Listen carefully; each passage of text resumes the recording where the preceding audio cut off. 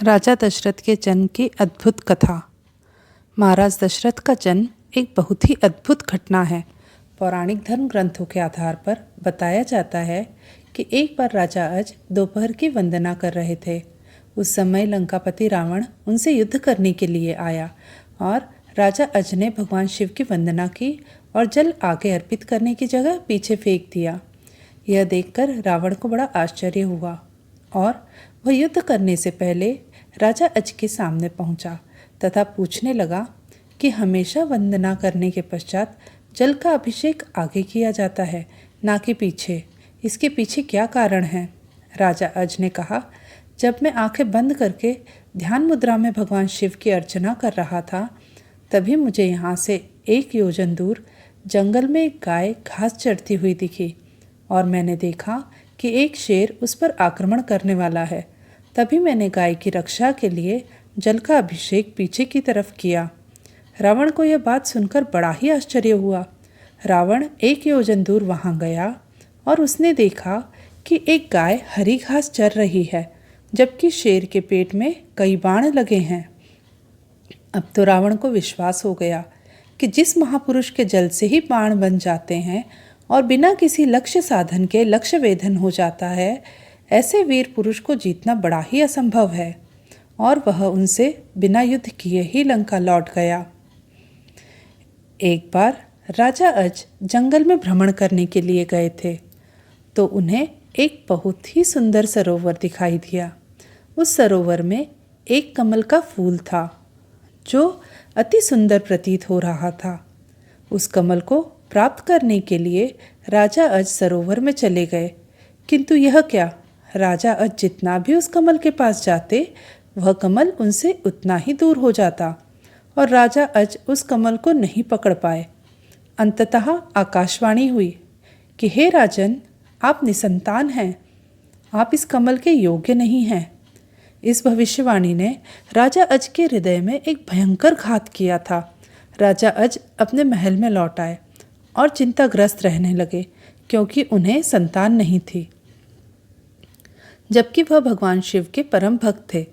भगवान शिव ने उनकी इस चिंता को ध्यान में लिया और उन्होंने धर्मराज को बुलाया और कहा, तुम किसी ब्राह्मण को अयोध्या नगरी पहुंचाओ, जिससे राजा अज को संतान की प्राप्ति के आसार हों। वहां से दूर एक गरीब ब्राह्मण और ब्राह्मणी सरयू नदी के किनारे कुटिया बनाकर रहते थे। एक दिन वे ब्राह्मण राजा अज के दरबार में गए और उनसे अपनी दुर्दशा का जिक्र कर भिक्षा मांगने लगे।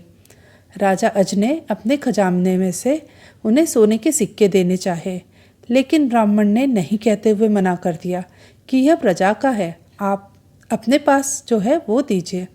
तब राजा अज ने अपने गले का हार उतारा और ब्राह्मण को देने लगे, किंतु ब्राह्मण ने मना कर दिया कि यह भी प्रजा की संपत्ति है।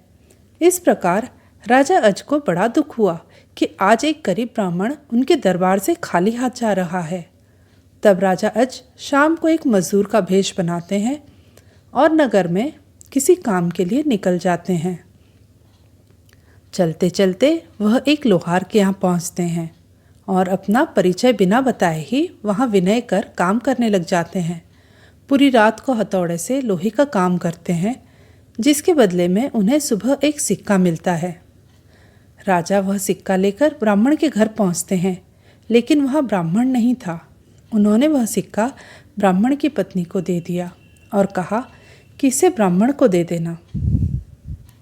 जब ब्राह्मण आया तो ब्राह्मण की पत्नी ने वह सिक्का ब्राह्मण को दे दिया और ब्राह्मण ने उसे सिक्के को ज़मीन पर फेंक दिया। तभी एक आश्चर्यजनक घटना हुई। ब्राह्मण ने जहाँ सिक्का फेंका था वहाँ गड्ढा हो गया। ब्राह्मण ने उस गड्ढे को और खोदा तो उसमें से सोने का रथ निकला और वह आसमान में चला गया। इसके पश्चात ब्राह्मण ने और खोदा तो दूसरा सोने का रथ निकला और आसमान की तरफ चला गया। इसी प्रकार से बारी बारी से 9 सोने के रथ निकले और आसमान की तरफ चले गए। और जब 10वां रथ निकला तो उस रथ पर एक बालक था और वह रथ जमीन पर आकर ठहर गया। ब्राह्मण उस बालक को लेकर राजा अज के दरबार में पहुंचा और कहा, राजन, इस पुत्र को स्वीकार कीजिए, यह आपका ही पुत्र है। जो एक सिक्के से उत्पन्न हुआ है तथा इसके साथ में सोने के 9 रथ भी निकले थे जो आसमान में चले गए, जबकि यह बालक 10वें रथ पर निकला, इसीलिए रथ तथा पुत्र आपका है। इस प्रकार से दशरथ जी का जन्म हुआ था। महाराज दशरथ का असली नाम मनु था और ये 10 दिशाओं में अपना रथ लेकर जा सकते थे, इसीलिए दशरथ नाम से प्रसिद्ध हुए। तो दोस्तों, राजा दशरथ के जन्म की ये कहानी अगर आपको पसंद आई हो, लाइक, शेयर और सब्सक्राइब